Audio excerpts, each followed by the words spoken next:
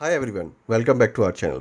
आज हम एक बहुत ही इंपॉर्टेंट और प्रैक्टिकल टॉपिक को डिस्कस करेंगे, कैसे हम अपने घर के आरसीसी स्लैब का डिज़ाइन कर सकते हैं। तो दोस्तों, आज की वीडियो में मैं आपको एक्सप्लेन करूंगा design of RCC slab for our house, जिसमें हम डिज़ाइन के स्टेप बाय स्टेप सारे प्रोसेस को देखेंगे और जानेंगे।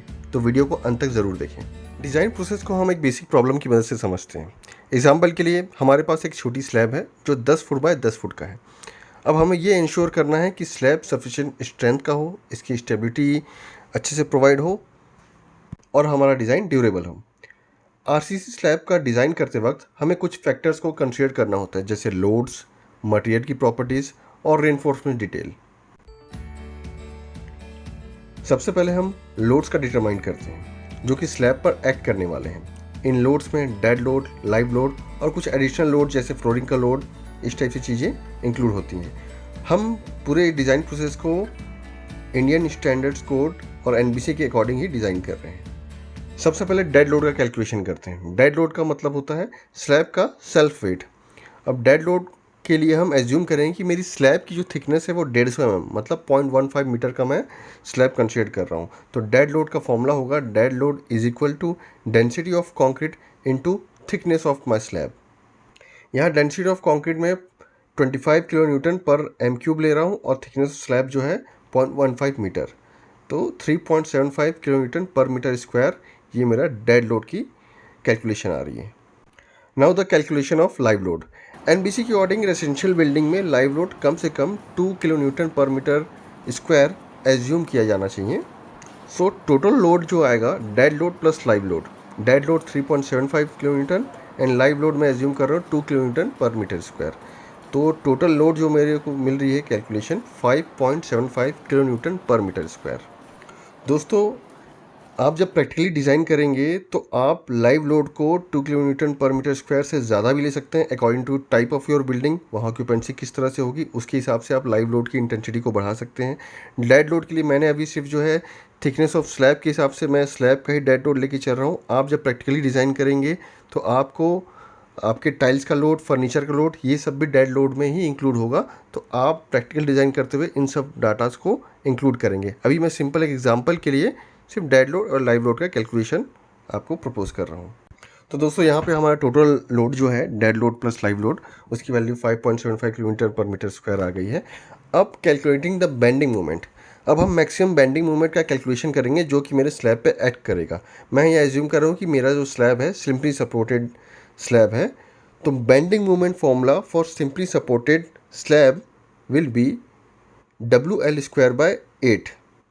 यहाँ W जो है टोटल लोड, L जो है वो मेरा स्लैब का span divide by 8। So the maximum bending moment for my simply supported slab will be M is equal to WL square by 8। W की वैल्यू 5.75 किलोमीटर जो कि हमारे कैलकुलेशन में है। लेंथ ऑफ स्पान जो स्लैब है मेरा वो 10 फुट बाय 10 फुट का कंसीडर कर रहा हूँ। तो स्पान जो लेंथ है वो 10 फुट मतलब कि 3 मीटर आप मीटर में कन्वर्ट करेंगे। इसको जब पुट करेंगे तो 6.47 किलो न्यूटन मीटर जो है मैक्सिमम बेंडिंग मोमेंट की वैल्यू आएगी। अब देखिए, बेंडिंग मोमेंट की वैल्यू हमारी आ गई है। तो अब हमें टोटली ये करना है कि मेरे मटेरियल का जो लोड है, लोड के हिसाब से जो मेरी बेंडिंग मोमेंट आ रही है उस मोमेंट को रजिस्ट करने के लिए मुझे रेनफोर्समेंट प्रोवाइड करना पड़ेगा। मीन्स नेक्स्ट स्टेप आएगा design of reinforcement for that bending moment जो कि हमने कैलकुलेट किया हुआ है। सो मोमेंट ऑफ रेजिस्टेंस और रिक्वायर्ड स्टील एरिया को हम कैलकुलेशन करेंगे। रेनफोर्समेंट के कैलकुलेशन के लिए मैं IS 456-2000 इस कोड का यूज़ कर रहा हूँ। तो area of steel required is equal to M divide by FY into D। तो AS area of steel required is equal to M। M जो है मैक्सिमम बेंडिंग मोमेंट जो कि हम निकाल चुके हैं। FY डिनोट करता है यील्ड स्ट्रेंथ ऑफ स्टील जो कि मैं यहाँ एज्यूम कर रहा हूँ 415 mega pascal. D is equal to effective depth. अब D जो इफेक्टिव डेप्थ ये कैसे आएगा? इफेक्टिव डेप्थ का फॉर्मूला होता है slab thickness minus cover. Slab thickness हमने जो एज्यूम किया था 150 mm का स्लैब थिकनेस था, 0.15 मीटर का। अब इसमें जो हम कवर एज्यूम करेंगे कम से कम 25 mm का कवर हम यहाँ पे प्रोवाइड कर रहे हैं। तो मेरा जो इफेक्टिव डेप्थ आएगा 150 mm minus 25 mm equal to 0.125 metre, ये मेरी इफेक्टिव डेप्थ हो गया। अब मैं जो एरिया ऑफ स्टील का ये फॉर्मूला है, इसमें सारे जो हमारी नोन वैल्यूज़ हैं जो हमने पहले ही निकाल चुकी है, इनको पुट ऑन करेंगे। Area of steel is equal to maximum bending moment divide by F Y into D.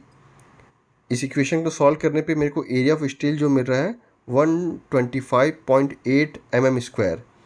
ये एरिया ऑफ स्टील रिक्वायर्ड हमको मिला, जो कि मेरे उस बेंडिंग मोमेंट को रजिस्ट करने के लिए मुझे प्रोवाइड करना है।